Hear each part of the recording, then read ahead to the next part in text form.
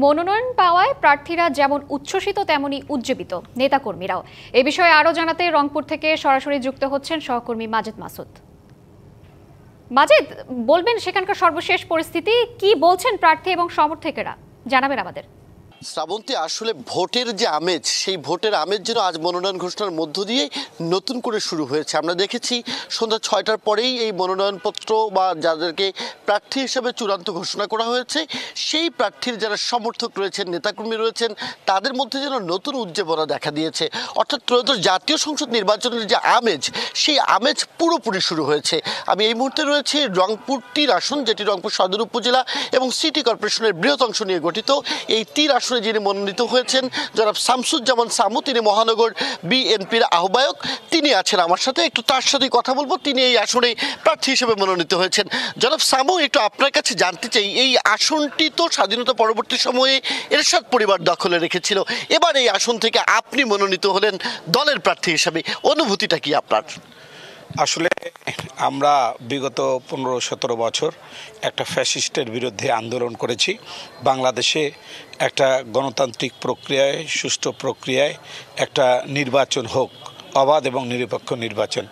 সেই নির্বাচনের দাবিতে দীর্ঘদিনের আন্দোলনের ফসল আমি মনে করি যে আমাদের পার্টি আজকে বাংলাদেশের অধিকাংশ আসনে মনোনয়ন দিয়েছে এবং প্রার্থী ঘোষণা করেছে।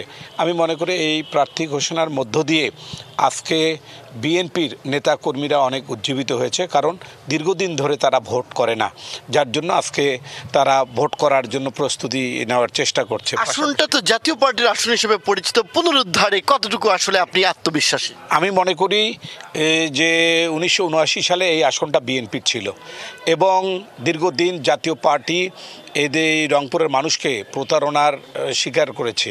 জাতীয় পার্টি মানুষের সাথে প্রতারণা করেছে। আমার বিশ্বাস ওই অবস্থা বর্তমানে নাই।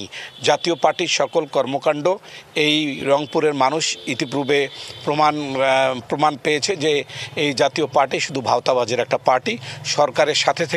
সরকারের থেকে জনগণের কোনো উন্নয়ন করে নাই, রংপুরের কোনো উন্নয়ন করে নাই। আমার বিশ্বাস যে 1979 সালে যেভাবে ধানের শীষের বিজয়ী হয়েছে, আগামী এই নির্বাচনে, ফেব্রুয়ারির নির্বাচনে এই রংপুরের মানুষ আবার ঘুরে দাঁড়াবে এবং বিএনপিকে ধানের শীষে তারা ভোট দিবে। মনোনয়ন কেন্দ্রিক তো একটি প্রতিযোগিতা থাকে, আপনাকে দল মনোনীত করলো, কোনো রকম বিভক্তি হবে কিনা এবং নেতাকর্মীরা একাট্টা হয়ে কাজ করবে কিনা?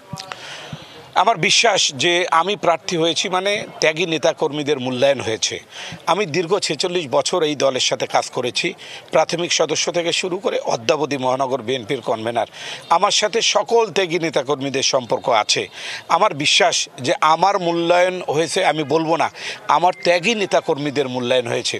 তাই আমার দলের যত নেতাকর্মী আছে সবাই আমার সাথে কাজ করবে, ঐক্যবদ্ধভাবে কাজ করবে, সব কিছু ভুলে গিয়ে আগামীতে ধানের শীষের প্রার্থীকে বিজয়ী করবে, মানে তারেক রহমানকে বিজয়ী করবে এবং রংপুর জিতবে, রংপুরের সাথে বাংলাদেশ জিতবে, তারেক রহমান জিতবে। আমরা তো কয়েক মাস আগে থেকেই দেখছি আপনারা প্রচারণা চালাচ্ছেন, সেদিক থেকে আজকে মনোনয়ন ঘোষণা করার পর এই প্রচারণার পালে নতুন হাওয়া লাগবে কিনা?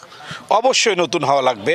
আজকে আমাদের একটা প্রচারণার কথা ছিল শাপলা চত্বরে, আমরা সেটা স্থগিত করেছি যে আজকে যেহেতু মনোনয়ন ডিক্লেয়ার হয়েছে, আগামীকাল দুপুর 12টার থেকে আমাদের আবার রংপুরের সিটি বাজার এলাকার বিভিন্ন এলাকায় আমরা গণসংযোগ করব এবং নতুন করে আমার যে নেতাকর্মীদের মধ্যে একটু দ্বিধা বিভক্তি থাকেই স্বাভাবিকভাবে মনোনয়ন চূড়ান্ত না হওয়া পর্যন্ত।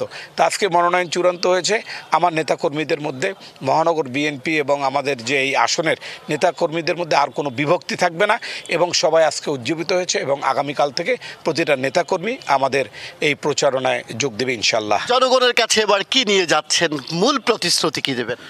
আপনি জানেন যে গত মাসের 7 তারিখে আমি রংপুরের মানুষের উদ্দেশ্যে সমৃদ্ধ রংপুর রূপকল্প, সে জায়গায় যে প্রতিশ্রুতিগুলো দিয়েছেন সেগুলোই নিয়ে যাবেন। অনেক ধন্যবাদ আপনাকে।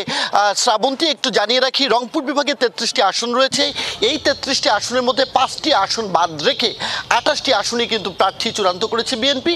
এতে করে দেখেছি আমরা পুরো বিভাগের মধ্যেই নেতাকর্মী এবং দলের মানুষের মধ্যে যেমন উজ্জীবনা এসেছে, একইভাবে সাধারণ মানুষের মধ্যেও ত্রয়োদশ নির্বাচন ফেব্রুয়ারিতে হচ্ছে কিনা এই নিয়ে যে উদ্বেগ উৎকণ্ঠা ছিল সেটিও কেটে গেছে। তো সবকিছু মিলে নেতাকর্মীরা উজ্জীবিত এবং ভোটের যে আমেজ সেটি শুরু হয়ে গেল। শ্রাবন্তী, মাজেদ, আপনাকে ধন্যবাদ। আমাদের সঙ্গে যুক্ত আছেন আরিফ সহকর্মী, আমরা চলে যাচ্ছি তার কাছে সিলেট থেকে। প্রত্যুষ জানাবেন সেখানকার সর্বশেষ কি পরিস্থিতি, প্রার্থীরা কি বলছেন? দলের মনোনয়ন পাওয়ার পর থেকেই সিলেটের যে সকল প্রার্থী রয়েছেন বা যারা মনোনয়ন পেয়েছেন তাদের কার্যালয় কিংবা বাসাবাড়িতে কিন্তু নেতাকর্মীরা ভিড় করেছেন। এবং আমি এখন রয়েছি সিলেটের দক্ষিণ সুরমা উপজেলায়, অর্থাৎ সিলেট ৩ আসনে। আপনারা নিশ্চয়ই দেখতে পাচ্ছেন এখানে যুক্তরাজ্য বিএনপির সভাপতি এবং ধন্যবাদ আপনাকে।